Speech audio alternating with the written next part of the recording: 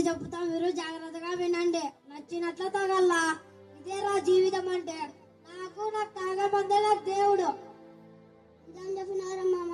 నచ్చినట్టు తాగల, దాంతో పాటే నచ్చినట్లు తినాల. ఇదేరా జీవితం అంటే నాకు అడిపిన దేవుడు. మామ మీరు బాగా తాగల్లా, బాగా తినాలా, దాంతో పాటుని బాగా తిరగల్లా. నా తిరిగేదే నా దేవుడు రా. సిగరెట్ రా.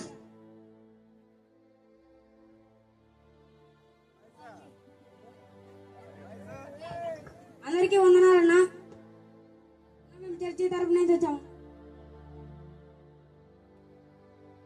అందరికీ వందనాలన్నా. ఓరప్ప మీరు చర్చి తరపు నుంచి వచ్చామన్నా. అయితే ఇప్పుడు ఏం చేయాలా అన్నా? తాగడం వల్ల జీవితాలు చెడిపోతాయి. దేవుడిని నమ్ముకోండి అన్నా. దేవుడు మన కోసం పుట్టి ఉన్నాడు, మన కోసం మరణించున్నాడు, మన కోసం తిరిగి లేచున్నాడు, త్వరలో రాబోతున్నాడు అన్నా. తాగేసాడు అవసరం తలకాయలు కొడతా.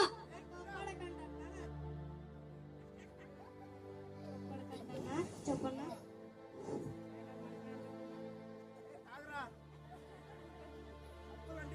తాగడం వల్ల జీవితాలు మారవు. దేవుణ్ణి కాబట్టి దేవుణ్ణి నమ్ముకోండి అన్న. వాళ్ళ గ్రామంలో క్రిస్మస్ వేడుకలు జరుగుతున్నాయి, తప్పకుండా రాండి అన్న మీరు.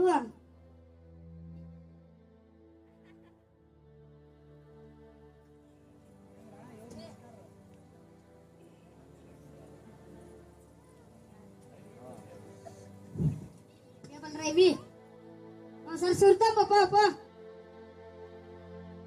మా అమ్మ ఫుల్ నిద్రతుంది అనుకుంటా.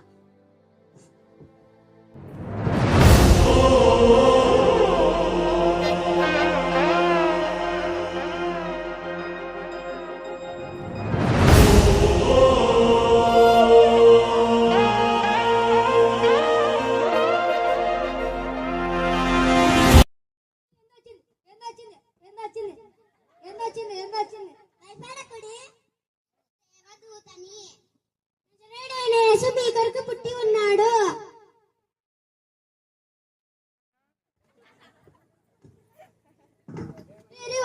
వేరే వాళ్ళు వచ్చినాడు కదా, వాళ్ళు ఒకసారి ఓ రోజు మనకి ఏదో ఇచ్చిపోయినాడు కదా, దాన్ని చేసి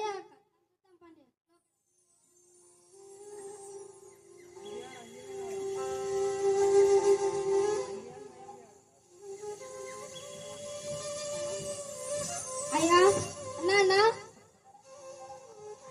చెప్పండి అన్న. నా రోజు మీరు తాగేదానికి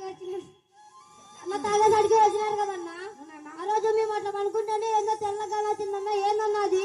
భయపడకండి అన్నా, దేవుని దేవదూతలు. దేవుడు మీకు దర్శించాడు కాబట్టి భయపడకండి అన్నా.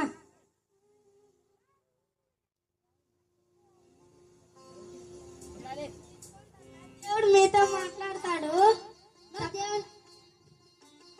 దేవుడి గురించి తెలుసుకోవాలంటే ఎట్లన్నా?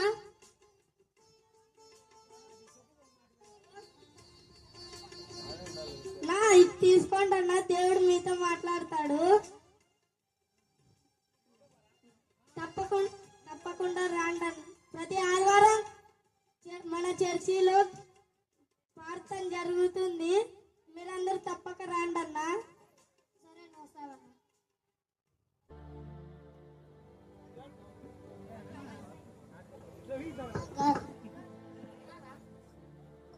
తాగడం వల్ల జీవితాలు మారవు. ఎక్కువ తినడం వల్ల జీవితాలు మారవు. ఎక్కువ తిరగడం వల్ల జీవితాలు మారవు. యేసుక్రీస్తు ఎలాంటి చెడు అలవాటు ఉన్న వ్యక్తినైనా మార్చగలడు. యేసుక్రీస్తు నిజమైన దేవుడు. అందరికీ వందనాలు.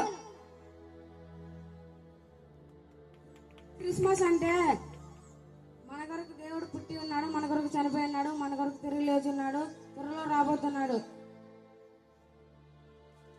ఇదే క్రిస్మస్ అంటే.